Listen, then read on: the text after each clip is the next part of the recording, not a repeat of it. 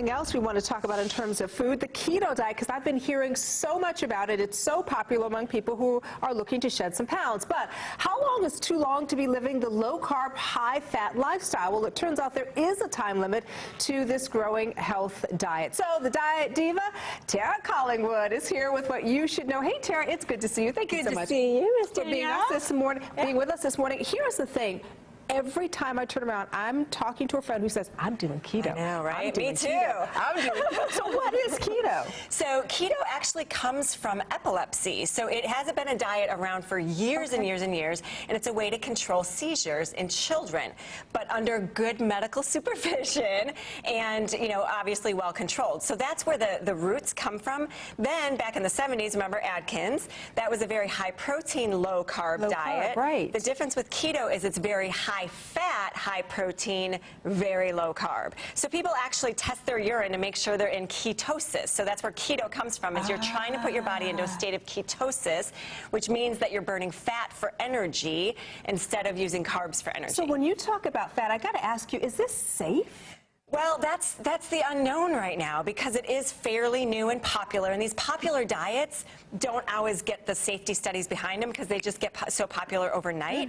So we don't have a lot of long-term studies, but we do have a lot of long-term studies on fat and the effect of fat on your heart and risk for other diseases. And that's the thing about the keto diet, is it's very high fat, but it's also very high in saturated fat, which is the bad stuff. It's not the good fat that it's high. So let's talk a little bit about what the keto diet entails. I know that you brought some stuff here on the table to walk us through. So basically meat and high-fat meat. So if you're going to have chicken, put the skin on it and do the dark meat chicken. And you've got bacon, and you've got ribeye steaks. You've got, you know, salami pepperoni. And I mean anything that is going to give you those fats. Typically, people would think I need to eat in moderation. Right. But that's the opposite. You have to think opposite of all of those heart-healthy messages you've been hearing for years, and think fat, fat, fat. And you know, when we get to the other end of the table, it's going to also be the cheese and the milk and high fat and butter and heavy cream. People put heavy cream in their coffee, and you know, they don't even want, you know, 2% milk, whole milk, or heavy cream. So let me ask you this: in the short term, with all of these fats, does the keto diet work?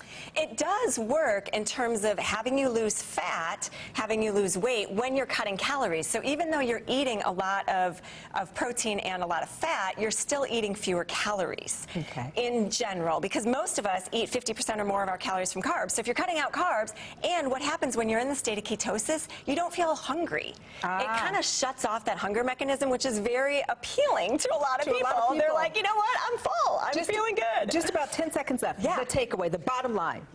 I wouldn't do it long term. If you want to kickstart, it might be good to cut out the carbs and then slowly add back some of the good carbs. So you can have, you know, veggies, but add back more veggies and beans and whole grains, and then get to yourself to the point where you're eating a normal diet. Might be a good short-term solution, and it sounds like not good for the long term. All right, thank you so much. Great information. We appreciate it. Kristen, let's go back over to you now for a look at our weather.